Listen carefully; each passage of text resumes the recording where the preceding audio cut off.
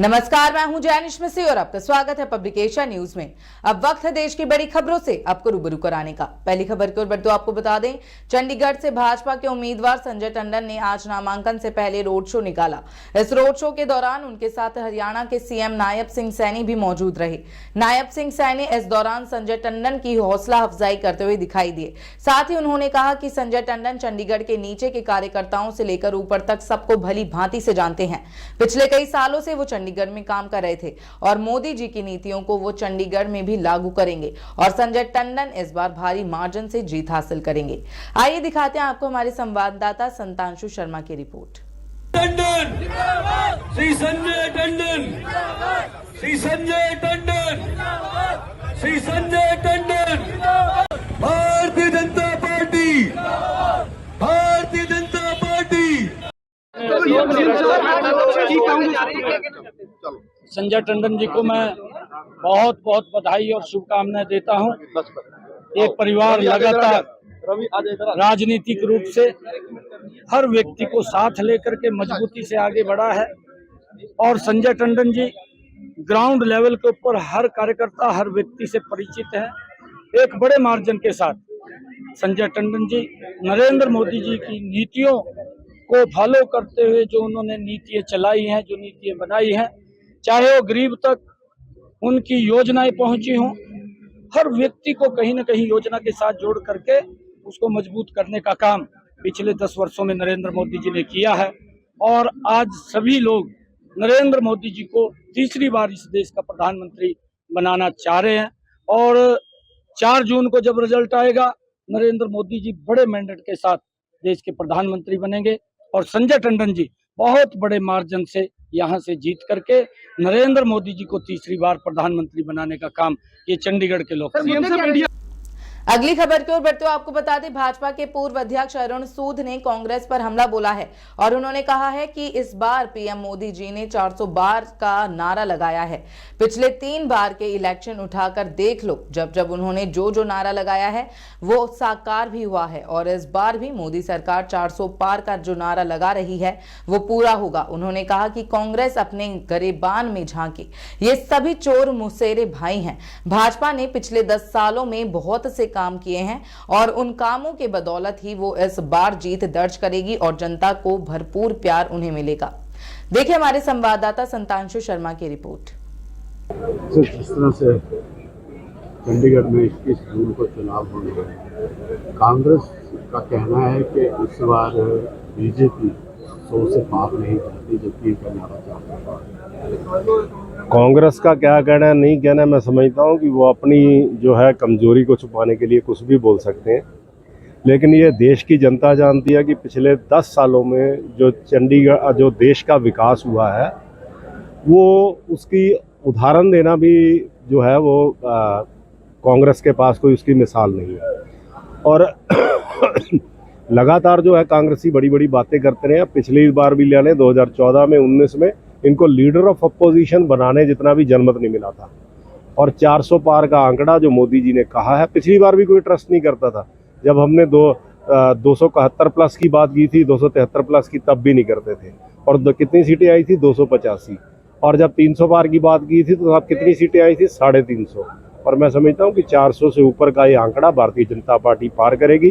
चंडीगढ़ में भी तीसरी बार जो है भारतीय जनता पार्टी हैट्रिक लगाएगी और चंडीगढ़ की सीट से संजय टंडन जी चुन के मोदी जी की सरकार को एक उनकी जो उनके गले में जो माला डलेगी 400 से ऊपर फूलों की, उसमें से एक कमल का फूल चंडीगढ़ का भी होगा। तो जिस तरह से मनीष तिवारी का कहना है कि अगली खबर की ओर बढ़ते हुए आपको बता दें, मुरादाबाद के मुंडा पांडे ब्लॉक क्षेत्र की ग्राम पंचायतें गोवर्धनपुर, अक्का पांडे, भोजपुर में उत्तर प्रदेश सरकार की गौ संवर्धन एवं संरक्षण योजना के तहत विकास खंड में किसानों की फसलों को छुट्टा पशुओं के नुकसान से बचाने के लिए गौशालाओं का निर्माण कराया गया है। गौ संरक्षण एवं संवर्धन के लिए जिलाधिकारी ने भरसक प्रयास कर गौशालाओं के निर्माण में ग्राम प्रधानों से सहयोग कराया, मगर इन दोनों प्रत्येक गौशालाओं में गौवंशियों की हालत बद से बदतर हो गई है। पशु चिकित्सक के अनुपस्थिति में पशु बुरी बीमारियों से ग्रस्त हैं, जिनका इलाज न होने के कारण कीड़े मकोड़े और परिंदे नोच नोच कर पशुओं के जख्मी कर रहे हैं। कुछ पशुओं को केयरटेकर द्वारा खींच खींच कर कूड़े करकट की तरह एक तरफ फेंक दिया जाता है। इस पर नोडल अधिकारी नायब तहसीलदार प्रदीप गोयल का कहना है कि अगर गौशालाओं में गोवंश के साथ इस प्रकार का कृत्य किया जा रहा है तो मैं इसकी जांच करूंगा और जो सत्य सामने आएगा उसी के आधार पर आगे की कार्यवाही की जाएगी। देखिए हमारे संवाददाता शावेज खान की रिपोर्ट।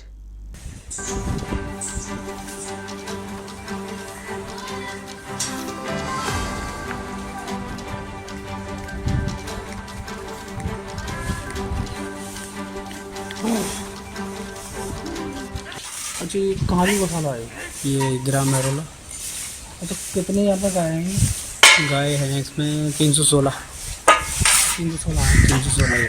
जिस तरह से यहाँ पर गौशाला बनाई है, क्या प्रबंध है इनके देख रेख के लिए? प्रबंध तो ठीक ठाक ही है, मगर ये है कि कोई गाय बीमार हो जाए तो टाइम पे डॉक्टर को आना उसके इलाज के लिए ज़रूरी है। इसमें 4-5 गाय बीमार हैं तो अभी तो कोई आया नहीं है। अगर इनका इलाज होगा तो ये सही होंगी और नहीं होंगी तो आगे को और भी बीमार हो जाएंगे। इस समय कितनी बीमार है पूरे इस गौशाला में? समय है करीब 10 गाय बीमार है।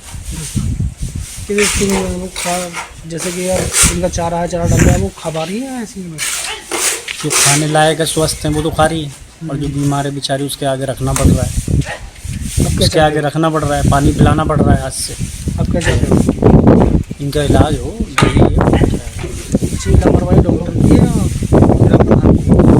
देखो अब ना तो ग्राम प्रधान को कह सकते, हम तो केयरटेकर हैं, सही है ना। ये सबसे पहले डॉक्टर की जिम्मेदारी है। अगर कोई बीमार होता है, अगर बुखार भी अगर कोई गाय या इंसान है अगर 1% होता है उसे पहले ही दवाई मिल जाए तो ठीक हो जाएगा। मेरे हो जाएगा नहीं हो जाएगा, अगर नहीं है तो फिर वो आगे को बढ़ जाएगा, फिर है दिक्कत। तो यही समस्या और कोई समस्या नहीं है। हरा चारा बाकी आने वाला है, बाकी कोई व्यवस्था में कोई कमी नहीं अब है। भूस कितना है इस टाइम गायों के लिए? भूस है 150 कुंटल भूस पड़ा है अभी स्टॉक में।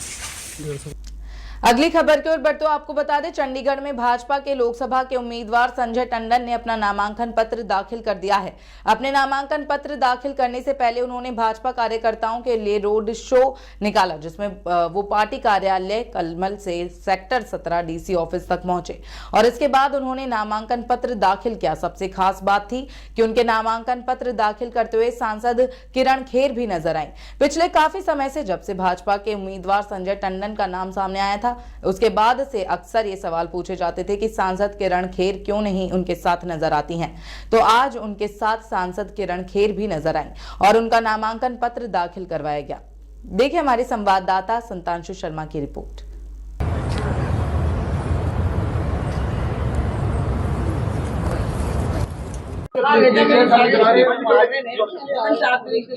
खिलेगा चंडीगढ़ में? बिल्कुल खिलेगा, पूरे देश में खिलेगा, सिर्फ चंडीगढ़ में।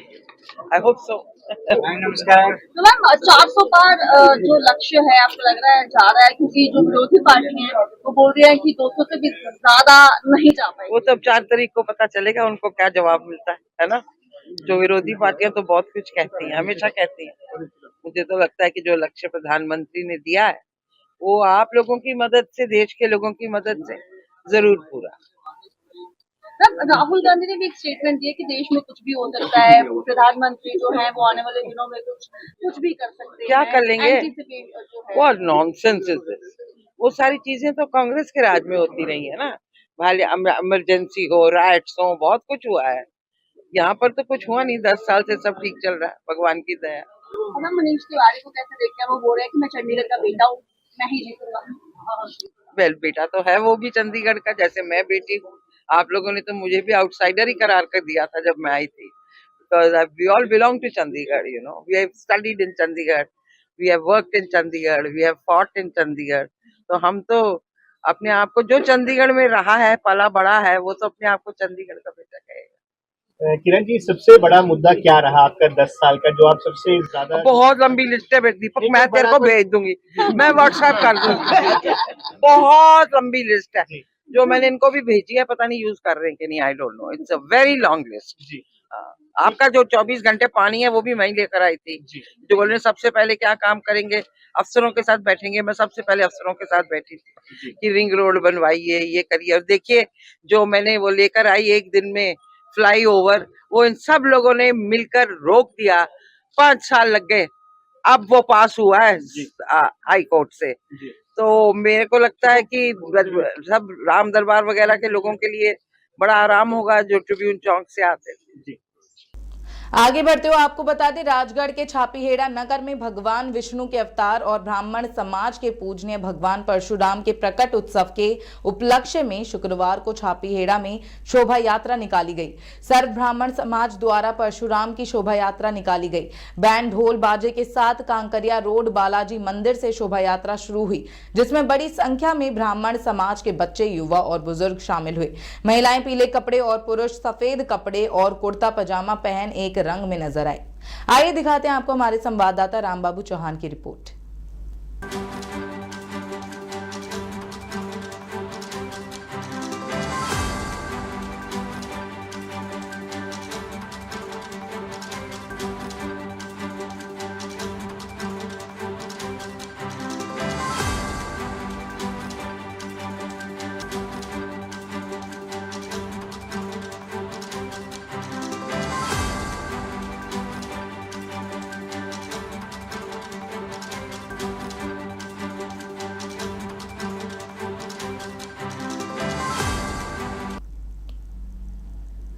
ऐसे ही तमाम खबरों के लिए देखते रहें पब्लिक एशिया न्यूज। धन्यवाद।